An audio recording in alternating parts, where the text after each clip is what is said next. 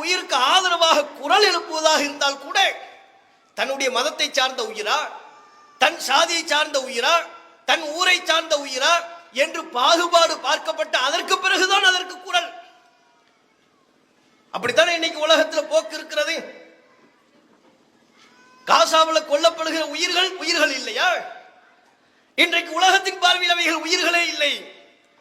இவர்களுக்கு உயிர்கள் என்றால் எது? அமெரிக்காவில் வாழ்பவை அவைகள் தான் உயிர்கள், இஸ்ரேலில் வாழ்பவை அவைகள் தான் உயிர்கள், பலஸ்தீனில் வாழ்பவை உயிரல்ல, காசாவில் வாழ்பவை உயிரல்ல, ஆப்கானிஸ்தானில் இருப்பவை உயிரல்ல, முஸ்லிமுடைய உயிர் உயிரல்ல.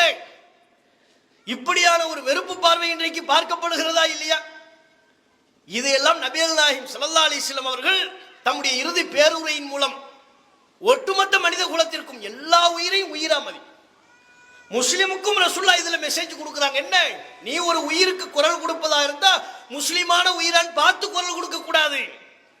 அவன் எந்த மதத்தை சார்ந்தவனாக இருந்தாலும் சரி, உயிர்னா அந்த உயிருக்குன்னு ஒரு மரியாதை இருக்கு.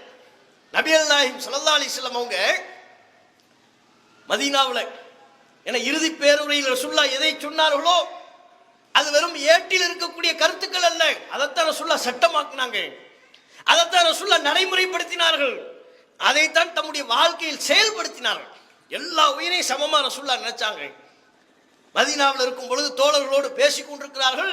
ஒரு யூதருடைய ஜனாசா கடந்து சென்றது.